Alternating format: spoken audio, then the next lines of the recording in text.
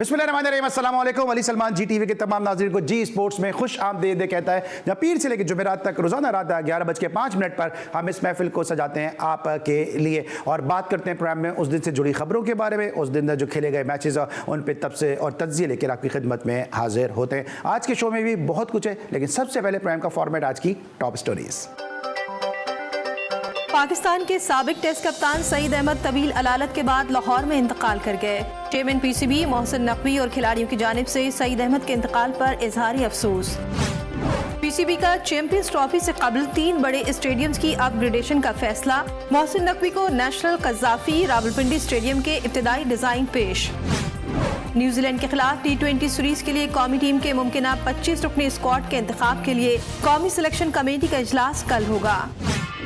Imad Wasim final के लिए मेरे मोस्ट वैल्यूएबल प्लेयर हैं। अगर वो T20 वर्ल्ड कप में पाकिस्तान के लिए नहीं खेल रहे तो ये बहुत गलत है। Michael Clarke. वेस्ट इंडीज की खवातीन क्रिकेट टीम के दौरे पाकिस्तान के शेड्यूल का ऐलान। मेहमान टीम 14 अप्रैल को कराची पहुंचेगी। दौरे में 5 T20 और 3 वनडे शामिल। मुझे किंग कहकर ना पुकारा जाए, मुझे इस लक़ब से शर्मिंदगी महसूस होती है। विराट कोहली। ऑस्ट्रेलियाई हुकूमत अपनी पॉलिसीज को बोर्ड पर मुसल्लत ना करे। ऑस्ट्रेलिया फुल मेंबर बोर्ड को एहतराम दे और मुतबादिल हाल पर गौर करे। Afghan cricket board.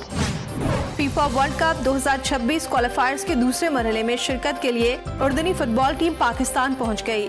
पाकिस्तान और उर्दन के दरमियान मैच कल जिन्ना स्टेडियम में शेड्यूल है। पाकिस्तान को एशिया कप में क्वालिफाई करवाना है। उर्दन के खिलाफ मैच में खिलाड़ी पुरजोश और बेहतर महसूस कर रहे हैं। हेड कोच कौमी फुटबॉल टीम स्टीफन कॉन्स्टेंटाइन। जी नाज़रीन, ये थी आज की टॉप स्टोरीज और आपने टॉप स्टोरीज में एक अफसोसनाक खबर देखी कि पाकिस्तान के लिए नंबर 3 पे बैटिंग करने वाले पाकिस्तान के ज़बरदस्त बैट्समैन यूनुस अहमद साहब के जिनके भाई सईद अहमद साहब भी टेस्ट क्रिकेट खेले। सईद अहमद साहब 86 बरस की उम्र में जो है वो इंतकाल कर गए, इस दारे फ़ानी से कूच कर गए। पाकिस्तान के लिए वर्ल्ड रिकॉर्ड होल्डर हैं और क्योंकि उनका नाम उन खिलाड़ियों की फहरिस्त में शामिल है कि जो कम तरीन इनिंग्स में जो उन्होंने 1000 रन टेस्ट क्रिकेट में स्कोर किए हैं। पाकिस्तान के लिए सबसे कम इनिंग में यानी सिर्फ 20 इनिंग में 1000 रन स्कोर करने वाले सईद अहमद साहब जो है वो आज हम में नहीं रहे और हम जी स्पोर्ट्स के तवज्जुह से, जी टीवी की जानिब से और अपने चैनल की पूरी इंतजामिया की जानिब से जो सईद अहमद साहब उनकी फैमिली से जो है इज़हार ताज़ियत करते हैं और दुआ गो है कि अल्लाह ताला मरहूम को जो है जवारे रहमत में जगह दे। जो एक अरसे से जो है वो तबलीग इस्लाम में जो कर रहे थे और क्रिकेट को तर्क करने के बाद, बिजनेस को तर्क करने के बाद वो तबलीगी कामों में, फलाही कामों में जो थे बहुत ज़्यादा 1980 से इन्वॉल्व हो गए थे। इस वक्त जो मरहूम के छोटे भाई टेस्ट क्रिकेटर यूनुस अहमद साहब हमारे साथ इंग्लैंड से मौजूद हैं। शो में हम उनको खुश आमदीद कहते हैं। अस्सलाम वालेकुम यूनुस भाई। वालेकुम सलाम अली, आप कैसे हैं? ठीक है सर, मैं बिल्कुल ठीक हूँ। सबसे पहले तो आपके साथ बहुत हमारी ताज़ियत है और दुआ गोएं अल्लाह ताला सईद भाई को जवारे रहमत में जगह दें। सईद भाई बड़ा नाम है पाकिस्तान क्रिकेट का, पाकिस्तान के लिए रिकॉर्ड होल्डर है। सिर्फ 20 इनिंग्स में उन्होंने जो है वो 1000 रन बनाए। आज भी उनका नाम रिकॉर्ड बुक की जीनत है। ये बताइए कि क्या बीमारी थी सईद भाई को और आखिरी हालात उनके कैसे रहे? आखिरी हालात माशाल्लाह बहुत खूबसूरत रहे। उनकी ज़िंदगी बहुत खूबसूरत रही। शायद आपको ये याद नहीं होगा, मैं अपने पाकिस्तानी बहन भाइयों को सबको याद दिलाना चाहता हूँ कि 1980 में उन्होंने ये फैमिली को बैठा के ये अनाउंस किया कि वो अब वो सारा वक्त, सारी ज़िंदगी वो आप अल्लाह की इबादत में गुजारना चाहते हैं। तो 1980 से उनकी जो कंसंट्रेशन थी और उनका जो एफर्ट्स थी सारी वो मजहब में, अब उनका रायविंड के साथ उनका ताल्लुक था।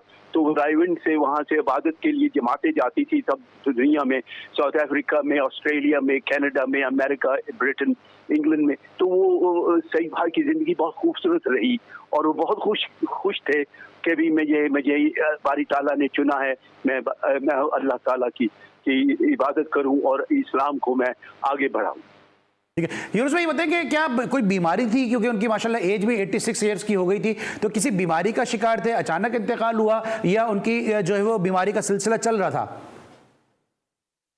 बीमारी ऐसी नहीं थी। उनकी नॉर्मली जो थी कि ये है कि उनकी बैक प्रॉब्लम थी, क्रिकेट खेलने से उनकी बैक प्रॉब्लम थी। बाकी कोई डायबिटिक थोड़ी सी थी उनका थी, बाकी ऐसी कोई बात नहीं थी। अभी मस्जिद खुद चल के जाते थे इबादत के लिए, नमाजों के लिए, और ये था कि गेस्ट को, लोगों को, दोस्तों को मिलते थे, घर जाते मिलने के लिए आए लोग, तो उनको सब ठीक था। लेकिन ये है कि जब अल्लाह सुब्हान ताला का जब उनके कॉल आ जाए, उनको बुला लिया जाए, तो वो तो इंसान को जो है वो इसमें जो लिखा होता है बारी ताला वो होता है जी। अच्छा यूनुस भाई, आप बताइएगा उनके फ्यूनरल के हवाले से बताइए, क्या तफसीलात हैं, तदफीन के हवाले से बताइएगा, उसके क्या तफसीलात हैं, कहाँ पर है और क्या उसका स्केजुअल वगैरह है? जी, जनाजा जो इंशाल्लाह जनाजा कल होगा। हमारी फैमिली, हम सब बहन भाई जो हैं, अफसोस हमें है कि हम वहाँ पहुँच नहीं सकेंगे जनाजे के लिए। लेकिन क्या है कि जनाजा जो है वो कल पाकिस्तान में है जनाजा? लाहौर में जी लाहौर में फौत हुए, लाहौर में जनाजा होगा जी। यूनुस भाई, इस वक्त ये वक्त तो नहीं है ये बात करने का, लेकिन चूंकि इस वक्त आप मेरे साथ मौजूद हैं तो अपने नाज़रीन को बताते भी चलें कि यूनुस अहमद साहब के लिए आज दो जो है विदाइयों का दिन है, क्योंकि आज इनके बड़े भाई सईद अहमद साहब का इंतकाल हुआ, 20 मार्च है, और 20 मार्च को ही इंडिया के खिलाफ यूनुस अहमद साहब ने अपने कैरियर का आखिरी वनडे मैच भी खेला था। तो यूनुस भाई, आपके लिए ये दिन जो है 20 मार्च कोई ज़्यादा अच्छा साबित होता नजर नहीं आया है? जी, आज वो दोनों दिन है ये, लेकिन ये दिन नहीं देखना चाहता था कि मेरा भाई जो जा रहा है। ठीक है, thank you so much. Yunus Ahmed साहब हमारे साथ इंग्लैंड से बराह रास्त टेलीफोन लाइन पर मौजूद थे, जिनसे बात कर रहे थे सईद अहमद साहब के इंतकाल से, और यकीनी तौर पे एक बड़ा अफसोसनाक एक ये वाक़या है कि पाकिस्तान के अजीम क्रिकेटर थे सईद अहमद साहब, जो आज भी रिकॉर्ड बुक की जीनत हैं। इस पर लेंगे हम एक ब्रेक, और जब ब्रेक के बाद वापस आएंगे तो बात करेंगे मौजूदा क्रिकेट के हवाले से। मिलते एक छोटे से ब्रेक के बाद।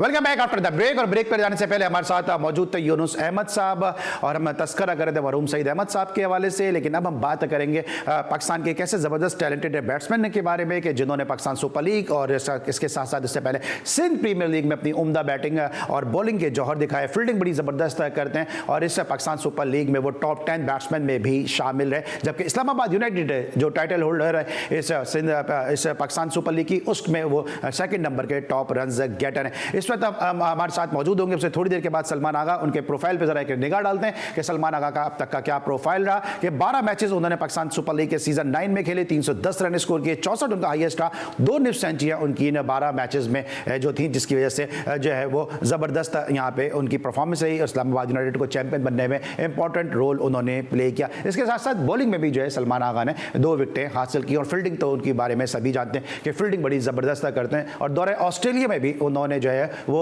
बड़ी जबरदस्त फील्डिंग की थी। जी नाज़रीन, ये थी सलमान आगा की प्रोफाइल का। पाकिस्तान सुपर लीग में आपने देखा कि उन्होंने 2 निफ्ट सेंचुरियां स्कोर की हैं, और पाकिस्तान सुपर लीग में टॉप 10 रन्स गेटर में इनका शुमार है, और इस्लामाबाद यूनाइटेड ने जो टाइटल जीता उसमें भी बड़ा इनका इंपॉर्टेंट रोल है। इस वक्त मुझे ज्वाइन किया सलमान आगा ने, हम इंतहाई मशकूर हैं कि अभी वो घर पे पहुंचे थे, और उसके बाद उनका मैच भी है इससे थोड़ी देर के बाद, लेकिन उसके बावजूद उन्होंने जी स्पोर्ट्स के लिए वक्त निकाला। अस्सलाम वालेकुम Salman, and welcome to the show.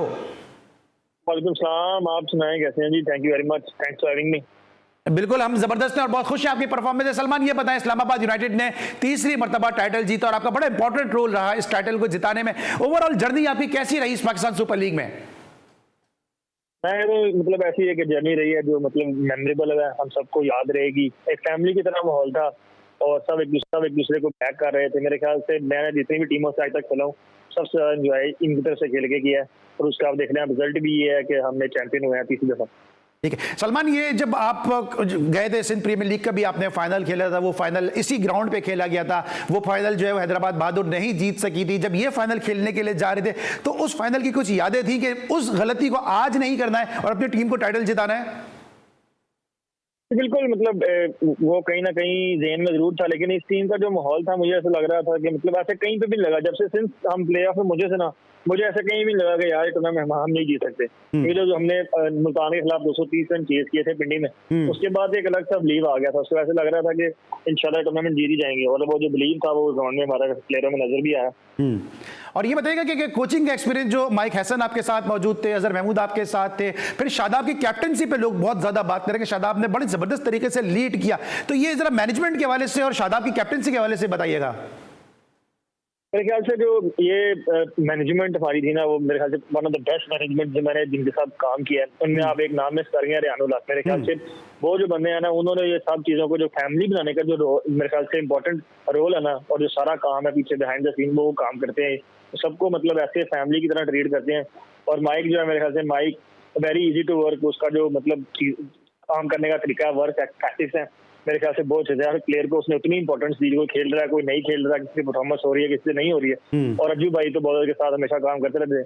और मैं कहता हूँ मेरे ख्याल से शादाब के जितने भी सीजन में उन्होंने कैप्टनसी की है, मेरे ख्याल से इस सीजन में उसने अपनी बेस्ट मतलब परफॉर्मेंस भी की है और कैप्टनसी भी की है। हर बंदे को लेकर चला है, उसको आइडिया था किसको कहाँ पे यूज करना है, किसको कहाँ पे बैटिंग में बॉलिंग में यूज करना है और कब किस प्लेयर को उसकी जरूरत है। मेरे ख्याल से ऑल एंड आउट बड़ी आउटस्टैंडिंग एक एफर्ट है पूरी टीम की और कोचिंग स्टाफ की भी और ऑब्वियसली शादाब की भी। ठीक है। अच्छा सलमान, ये बताएगा कि अब ये जो आप आखिरी अगर फाइनल की बात करते हैं, आखिरी बॉल पे जाके आप लोग मैच जीते हैं, उससे पहले भी आपका एक मैच जो है वो ज़ल्मी के खिलाफ थोड़ा फंस गया था मैच है, उस वक्त क्या माहौल था? क्या सेल्फ बिलीव था कि हम जो है वो प्लेऑफ का मैच जीत जाएंगे, फाइनल तक चले जाएंगे, और फिर फाइनल भी जो है वो बिल्कुल आखिरी बॉल पे जाके इस्लामाबाद यूनाइटेड जीती है? हाँ जी बिल्कुल, जैसा वो पहले बताया ना कि एक अलग सा बिलीव आ गया था, वो जो पेंडिंग में मैचेस गया 230 उनके खिलाफ मुल्तान के खिलाफ, उसके बाद से एक अलग सा बिलीव था टीम में। किसी भी सिचुएशन में इतनी मुश्किल सिचुएशन भी आई, मुल्तान के खिलाफ भी आई फाइनल में, उसके बाद उससे पहले पेशावर के खिलाफ भी थी, लेकिन एक अलग सा बिलीव था जो मतलब टीम के अंदर नजर आ रहा था। लेकिन कहीं ऐसा लगा ही नहीं कि उस मुल्तान के जो पिंडी वाले मैच के बाद ना, उसके बाद कहीं ऐसा लगा ही नहीं कि हमें टूर्नामेंट नहीं जीत सकते। ठीक है सलमान, अब ये बताएंगे कि अब जिस तरह से अब हमारे throughout the transmission Mohsin Hassan Khan साहब यहाँ पे मौजूद थे, वो आपको बड़ा हाईली प्रेस करते रहे। उन्होंने कहा कि T20 में आपकी जगह बनती है, क्योंकि अभी आपने ट्वीट भी किया, उसमें आपने लिखा भी कि जो T20 का प्लेयर नहीं था उसने उससे परफॉर्मेंस ली इस्लामाबाद यूनाइटेड ने, उसका मतलब कोई मफहूम कुछ इसी तरह से था। तो आप खुद अपने आप को T20 के लिए किस हद तक परफेक्ट समझते हैं, क्योंकि अमूमन आपका नाम जो है वो टेस्ट क्रिकेट में या वनडे में ही लिया जाता है? मेरे ख्याल से मैं हमेशा से अपने आप को तीनों फॉर्मेट का प्लेयर समझता था, लेकिन ऑब्वियसली अपॉर्चुनिटी नहीं मिल पाती थी T20 में असल में उस तरह जिस तरह मतलब मैं चाहता था। इस साल मुझे वो अपॉर्चुनिटी अपना ऑब्वियसली इस्लामाबाद यूनाइटेड ने दी है, मैं बड़ा शुक्रगुजार भी हूँ। तो मुझे वो अपॉर्चुनिटी मिली और मेरी परफॉर्मेंस भी सबके सामने ही है, तो मुझे ऐसा लगता है कि मैं तीनों फॉर्मेट पाकिस्तान से खेल सकता हूँ और परफॉर्म कर सकता हूँ। मेरा काम है परफॉर्म करना, वो मैं अल्हम्दुलिल्लाह कर रहा हूँ। बाकी ऑब्वियसली रेस्ट जो है वो सेक्टर्स पे। लेकिन ये स्टैग्मा, ये टैग क्यों लगा आप पे? क्योंकि जब आपका शुरू में नाम आया तो लाहौर कलंदर से आप इब्तिदाई सीजन खेले, उसके बाद सलमान आगा का नाम जो है वो हमें पाकिस्तान सुपर लीग में नजर नहीं आया, फिर आपने बड़ी कड़ी मेहनत की, फिर आपका कमबैक हुआ, फिर माशाल्लाह पाकिस्तान की टीम तक पहुंचे। तो ये बीच में ये ऐसा क्या हुआ था कि T20 का जो टैग था वो आपके ऊपर से हट गया था? पता नहीं, मतलब जाहिर बात है जब आप लॉन्ग फॉर्मेट खेलते हो वहाँ पे परफॉर्मेंस करते हैं। मेरी आप अगर लॉन्ग फॉर्मेट में परफॉर्मेंस देखेंगे ना, तो वो भी मतलब ऐसी है कि मेरा स्ट्राइक रेट वहाँ पे भी 70-75 का रहता है। तो आपको पता है कि लॉन्ग फॉर्मेट में ये स्ट्राइक रेट बहुत अच्छा स्ट्राइक रेट होता है, जो मतलब लोग तेज खेलते हैं उनका स्ट्राइक रेट होता है। तो मैं हमेशा से मतलब प्लेयर तो वही था जो मतलब ऑलवेज रन की तरफ देखता है और परफॉर्मेंस उसकी जो है वो तेज रन में ही होती है। तो मेरे हमेशा से ऐसे था, लेकिन ऑब्वियसली लोगों की ओपिनियन है, वो लोगों की ओपिनियन थी और मेरे ख्याल से कि अब लोगों की जो ओपिनियन है वो काफी बदल चुकी है, मुझे ऐसा लगता है। ठीक है। और सलमान, हम जब ट्रांसमिशन कर रहे होते हैं तो मुख्तलिफ लोगों से हमारी मुलाकात भी होती है, मोहसिन हसन खान साहब भी हमारे साथ मौजूद थे और भी हमारे जो पैनलिस्ट थे उन सबका भी ये कहना था कि आप में जो है वो एक कैप्टन भी नजर आता है, क्योंकि आप तीनों शोबों में जबरदस्त है, माशाल्लाह आप गुफ्तगू भी अच्छी करते हैं। तो किस हद तक आप तैयार हैं या आप किस हद तक समझते हैं कि अगर आपको कप्तानी कहना तो शायद कबल इस वक्त होगा, अगर नाइब कप्तानी की ऑफर होती है पाकिस्तान टीम की, तो किस हद तक आप अपने आप को तैयार समझते हैं? बिल्कुल, जैसे आपने कहा मोहसिन हसन खान सर जो है उन्होंने मेरी तारीफ की। मेरे ख्याल से उनका तारीफ करना इतने बड़े प्लेयर का, इतना बड़े इंसान का, तो मेरे लिए काफी फख्र की बात है। वो ऐसा सोचते हैं तो मुझे मतलब मेरे लिए यही काफी फख्र की बात है। और हाँ, अगर मैं मतलब मुझे ऐसी अपॉर्चुनिटी मिलती है तो क्यों नहीं है, मतलब जाहिर बात है सब हर बंदे का ड्रीम होता है पाकिस्तान से खेलना और कप्तानी करना। तो मतलब ऐसी है कि आप तो 25 करोड़ लोगों को मतलब रिप्रेजेंट कर रहे होते हैं। हाँ, अगर मुझे मौका मिले, मुझे कोई ऑफर होगी तो जरूर क्यों नहीं करेंगे इंशाल्लाह। अब आखिरी मेरा सवाल है, पाकिस्तान टीम के कैंप में भी आपका नाम आ रहा है, उस सवाल से क्या तैयारी है? क्योंकि अभी न्यूजीलैंड की सीरीज है, ये एक बड़ी सीरीज होगी, क्योंकि उसके बाद फिर T20 स्क्वाड के लिए टीम जो है वो हतमी शक्ल दे दी जाएगी। जी बिल्कुल, काफी एक्साइटेड हूँ उसके लिए और कोशिश करूंगा वहाँ जाके अपना जो 100% दूं और लोगों को जिस तरह अभी इम्प्रेस किया और आगे भी इम्प्रेस करूँ और इंशाल्लाह T20 वर्ल्ड कप में और न्यूजीलैंड सीरीज में जगह बना पाऊँ।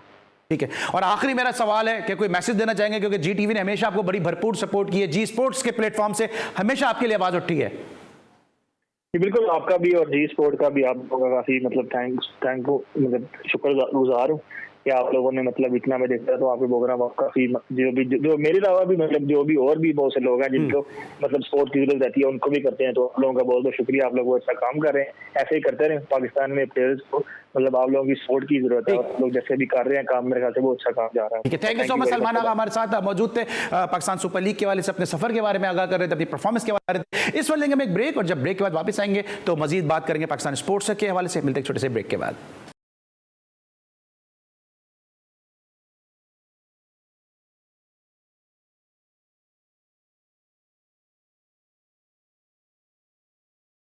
Welcome back after the break. और अब हम बात करेंगे पाकिस्तान हॉकी के बारे में, क्योंकि कल हमने अपने शो में काफ़ी तफसील के साथ डिस्कस किया था कि शैला रजा पाकिस्तान की पहली जो है वो खातून प्रेसिडेंट पाकिस्तान हॉकी फेडरेशन बन गई हैं और उनकी आमद के बाद से हॉकी के हलकों में काफ़ी खुशी का इजहार किया जा रहा है, क्योंकि जो उन्होंने कराची की हॉकी के हवाले से काम किया, विमेंस हॉकी के हवाले से काम किया, वो किसी से ढकी छुपी बात नहीं है। शैला रजा साहबा के तकर्रुर के हवाले से साबिक इंटरनेशनल प्लेयर्स ने और ओलंपियन ने क्या कहा, आइए वो सुनते हैं। मुझे तो बहुत खुशी हुई है, मैं तो दो दफ़ा उनका शुक्रिया अदा करूँगा, बल्कि मैंने शुक्रिया मैंने तो सलूट किया है। बाकी आगे देखें, अल्लाह मालिक है, नीयत साफ़ होगी तो रिजल्ट भी आएगा। ये बहुत अच्छी बात है कि आज इनको सदर जो है मुकर्रर किया गया है, सबने मिलके जो है हैंड रेस करके इनको सदर बनाया है और एक काबिल बात है कि फंड भी लेके आएंगी और जो पास में जो हुआ है, पास का हम कहाँ से निकालें, जितने गड़े मुर्दे निकालेंगे बाहर आ जाएंगे अपना। हमें नए सदर के साथ अच्छा काम करना है पॉजिटिव वे में, क्योंकि हॉकी की बहाली के लिए इससे अच्छा सदर हमने नहीं देखा, क्योंकि सियासी तौर पे नहीं देख रहे हम इनको देख रहे हैं हॉकी की बेहतरी के लिए। ये एक बहुत खुशाइन बात है कि हमारी हॉकी की हिस्ट्री में पहली दफ़ा एक खातून प्रेसिडेंट आई हैं और हमें इनसे बहुत ज़्यादा तवक्कुआत है। हमें उम्मीद है कि अल्लाह ताला इनको कामयाब करे ताकि हम लोग आने वाले वक्त में उन्हीं ग्राउंड्स को सजा सकें जो कि सूने हो चुके हैं और ख़वातीन हॉकी जो है पड़ोसी मुल्क की तरह बहुत ज़्यादा तरक्की करे। जब इन्होंने इतना काम किया, इतना फंड जनरेट करके दिया है, सूबाई तौर पे छोड़े के सिंध गवर्नमेंट के अलावा इन्होंने सेंट्रल से भी लाके फंड दिया है हॉकी को, हॉकी फेडरेशन को, कराची एसोसिएशन को। तो इनका किरदार जो है ना वो बिल्कुल पाक साफ है इस लिहाज से और बड़ी मेहनती हैं और मैं ये समझता हूँ इनके आने से खुशाइन बात है और ये इंशाअल्लाह ताला हॉकी फेडरेशन को रन कर लेंगी और इंशाअल्लाह ताला इसका रिज़ल्ट भी अच्छा मिलेगा। राइट पर्सन की यहाँ नॉमिनेशन होनी थी, इसलिए 24 घंटे सफ़र करके मैं यहाँ आया हूँ स्पेशली राइट पर्सन को वोट देने के लिए। तो सईदा शैला रज़ा साहिबा को और हैदर भाई को बहुत बहुत मुबारक हो। इंशाअल्लाह पाकिस्तान हॉकी के डेवलपमेंट के लिए लोग अच्छा परफॉर्म करेंगे। जिस तरह हमने कल भी शो किया था कि पाकिस्तान हॉकी फेडरेशन ने पहली मरतबा किसी खातून को अपना प्रेसिडेंट मुंतखब किया है और ये बड़ा ऑनर है पाकिस्तान हॉकी फेडरेशन के लिए भी, क्योंकि मामला किसी तरह हल होने में आ नहीं रहे थे। इसीलिए शैला रजा साहिबा जैसी कदावर शख्सियत को कि जो हॉकी के हवाले से, सिंध हॉकी के हवाले से, कराची हॉकी के हवाले से, बिलखुसूस वीमेंस हॉकी के हवाले से काफ़ी अरसे से फील्ड में काम भी कर रही हैं, सपोर्ट भी कर रही हैं और जहाँ जहाँ पाकिस्तान हॉकी को ज़रूरत पड़ती है वहाँ ये हमेशा जो है हर अवल दस्ते का किरदार अदा करते हुए मौजूद होती हैं। इस वक्त हम बड़े अपने आपको ब्लेस्ड फील कर रहे हैं कि हमारे साथ मौजूद हैं शैला रजा साहिबा, उनको शो में खुशामदीद कहते हैं। अस्सलाम वालेकुम। वालेकुम अस्सलाम। सबसे पहले तो आपका बहुत बहुत शुक्रिया कि आपने हमारे लिए वक्त निकाला। ये बताइए कि पाकिस्तान हॉकी के जो मामलात हैं वे बड़े गूनागू हैं, बड़े उलझे हुए इसके मसाइल हैं, इन सबको देखते हुए आपने नहीं समझती आपने बड़ी भारी जिम्मेदारी अपने कांधों पर उठा ली है? जिम्मेदारी हमेशा भारी होती है और उठाने वाले ही उठाते हैं, वरना तो सब अपने काम निकाल के चल पड़ते हैं। और मैं ये समझती हूँ बड़े अरसे से मैं कराची हॉकी फेडरेशन में और उसके बाद कराची हॉकी एसोसिएशन में और उसके बाद मैं अब वाइस प्रेसिडेंट थी पाकिस्तान हॉकी फेडरेशन की। तो इसके बाद जो है मुझे बहुत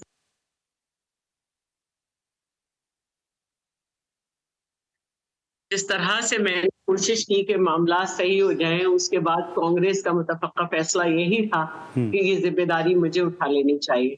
और मैं बड़ी खुशकिस्मती महसूस करती हूँ कि मेरे एडवाइज़र कलीमुल्लाह साहब हैं और सेक्रेटरी जनरल हैदर हुसैन हैं और मेरे साथ हनीफ खान और कैप्टन नासिर अली और केपी से भी हमारे ओलंपियन और मुख्तलिफ लोग सब खड़े हैं और वो ये चाहते हैं कि हम पाकिस्तान हॉकी फेडरेशन को डिस्कस करना खत्म करें और पाकिस्तान हॉकी टीम और पाकिस्तान का कौमी खेल जो है उसको टारगेट करें कि किस तरह से हमने इसको आगे लेके जाना है। ठीक है। अच्छा, वो इब्तिदाई स्टेप क्या है जो आपके जहन में है कि आप इब्तिदाई वो स्टेप लेंगी जिससे थोड़ा बहुत पाकिस्तान हॉकी फेडरेशन में सुधार आ सके?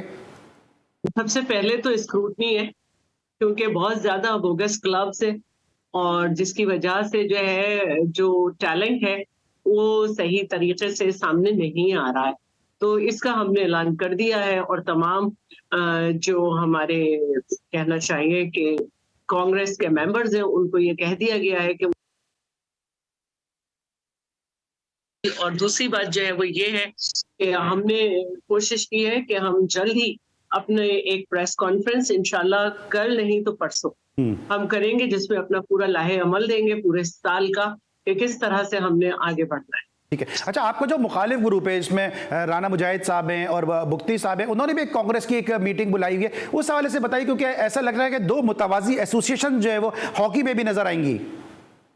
देखिए, बुख्ती साहब को हम खुद लेकर आए थे और उनका काम था स्क्रूटनी करना और इलेक्शन कराना, और जिस वजह से लेकर आए थे अगर वो उन्हीं लोगों के साथ बैठेंगे उठेंगे उनको ऑफिस की जगह देंगे तो फिर हमारे पास एक ही रास्ता था कि हम कोर्ट जाते, और राना मुजाहिद के खिलाफ हम कोर्ट गए हैं और स्टे आया है। और हैदर हुसैन जो है वो सेक्रेटरी जनरल है और हमने कोई काम इलीगल और अनकॉन्स्टिट्यूशनल नहीं किया है, और वो कहीं भी चैलेंज करना चाहें वो कर सकते हैं, और चाहे कोई भी किसी को सदर नामजद करे या कुछ करे, लेकिन कांग्रेस सबसे ज्यादा ताकतवर है। और ये जो मीटिंग हुई कल, एक्स्ट्राऑर्डिनरी मीटिंग कांग्रेस की, इसको पहले 8 तारीख को ये रिक्वेस्ट हुई थी 1/3 मेजॉरिटी से, और उसके बाद ये कल कॉल की गई है। उनके पास जो मेंबर है वो मोस्टली डीबार हैं, जिन्होंने मोशन ऑफ नो कॉन्फिडेंस पेश की थी हैदर हुसैन के खिलाफ, लेकिन वो अपनी अक्सरियत जो है मेजॉरिटी जो है वो शो नहीं कर सके थे, और कॉन्स्टिट्यूशन जो है वो है हॉकी का PHA का उसकी वजह से वो डीबार हो। ठीक है। अच्छा, उनकी जो लॉयर है उस्मा भट्ट साहिबा, उन्होंने भी कुछ एतराज़ात के जवाब दिए। बुख्ती साहब ने कहा कि जी कानूनी तौर पे हम सही हैं, उस्मा भट्ट साहिबा ने जो वो समझा दिया कि legally we are fine and हम लीगली जो है हम इसको कर सकते हैं, इसको चेयर कर सकते हैं। देखिए, अब वो कुछ भी कहें, मैं ये समझती हूँ कि वो गलत कह रहे हैं। अगर उन्होंने खुद राना मुजाहिद को ऑफिस में बिठाया और खुद उसके बाद उन्होंने बात की कि नहीं अब हम ऐसा नहीं करेंगे, लेकिन हम उससे पहले ही कोर्ट जा चुके थे, और बस उनको अब एक काम करना चाहिए कि 7 मार्च को जो 3,75,00,000 रुपए जो है अकाउंट में आए हैं उससे लोगों की तनख्वाहें दें। हमारे खिलाड़ी जो ओमान गए थे वहां से उनको TADA नहीं मिला है, इसके अलावा वहां से $11,000 उन्होंने हमें खुद होटल्स दी थी कि यहाँ पे आप अपने प्लेयर्स ठहरा सकते हैं। इन्होंने ये बात नहीं सुनी और वहाँ पे अपने तौर पे किसी जगह प्लेयर्स को ठहराया, जिसकी वजह से हमें $11,000 भी देने पड़े। हमारे प्लेयर्स को भी अभी तक TADA नहीं मिला, लोगों को सैलरीज नहीं मिली है। इन बातों पे तवज्जो दे देते तो शायद आज ये हालात ना होते। ठीक है। अच्छा, आप 2-3 बड़े मेजर क्वेश्चन है कि खिलाड़ियों को डेली अलाउंस भी नहीं मिला माजी में, और जब मलेशिया में गए तो वो अपने रिश्तेदारों को ले गए, अपने दोस्तों को ले गए। इस हवाले से भी आपने कोई लाहे अमल तरतीब दिया है? देखिए, वैसे तो ये है कि हर बात आपको खुद भी मालूम, और शायद जो मैंने ये बात की कि 7 तारीख को चेक आया हुआ है 3,75,00,000 रुपए का और लोगों को तनख्वाहें नहीं मिली, और ये मैंने, लेकिन ये हमारे लिए बड़ी सुक्की की बात है कि किसी कंट्री में हमारे प्लेयर्स जाएं और सेलेक्टर्स को ये इजाजत ना हो कि उसने टीम बनानी है। आप ये कहें कि जी हॉकी कौन सी रॉकेट साइंस है, मुझे भी पता है कि कौन से लोग होने चाहिए, और आप पता नहीं किस किस को प्लेयर बना के भेज दें और उसके बाद 10 गोल खा के आ जाए। तो ऐसा जिंदगी में कभी नहीं हुआ कि किसी प्रेसिडेंट ने जो है वो सेलेक्टर्स के मामलात में दखल दिया हो और जिस मेजबान मुल्क के होटल को ठुकरा के कोई और होटल की गई हो और खिलाड़ियों को TADA न दिया गया हो। तो ये बड़े तकलीफ की बातें, ये वो बातें सामने अगर आ जाए तो इंसान हैरान रह जाए कि पाकिस्तान में ऐसे ऐसे हॉकी के प्लेयर्स के साथ होता है। कोई जो है वो 1000 हॉकी खरीदने का दावा करता है और प्लेयर्स को नहीं मिलती, कोई जाली अकाउंट बनाए हुए है और 1.5 करोड़ रुपए निकाले जा चुके हैं जो कि कोई जवाज नहीं है। तो ये सब बातें करने वाले अगर हम पे एतराज करेंगे तो फिर बेहतर है कि वो ना करें, क्योंकि अगर हम लोग ने बैठ के मुंह खोल दिया और बातें बताई तो वो बातें जो आप भी किसी वजह से रोके हुए फिर हमारे साथ मिलके करेंगे। बिल्कुल, क्योंकि आपके साथ जो टीम है वो बड़ी ज़बरदस्त टीम है। हैदर हुसैन जो है वो हॉकी के हवाले से जितने वाइटल रहे वो हम नहीं सभी उनकी तारीफ करते हैं कि इतना उन्होंने काम किया हॉकी के हवाले से। लाहौर कलंदर के साथ वो एक और डेवलपमेंट प्रोग्राम भी लेकर आ रहे थे। अब आप जो पॉलिटिकली भी जो है बड़ी कदावर शख्सियत हैं और जितना आप कराची में काम करती हैं कराची हाइट्स के लिए, अगर मैं इसका तस्करा करूंगा तो शायद प्रोग्राम का वक्त जो है वो कम पड़ जाएगा और ये मेरा कप ऑफ टी भी नहीं है जितनी आप सर्विसेज दे रही हैं कराची के नौजवानों के लिए। बिलखुसूस मैं बात कर रहा हूँ इंडिया की जो हॉकी जो रिवाइव हुई है वो उसकी वजह थी उनकी हॉकी लीग। इस हवाले से आप कुछ काम कर रही हैं अपने इंडिया के साथ बायलैटरल सीरीज जो है वो पाकिस्तान में हॉकी का ज़ौक़ और शौक पैदा कर सकती है, क्योंकि बर्रे सगीर की हॉकी दोनों मुल्कों के लिए फायदेमंद है।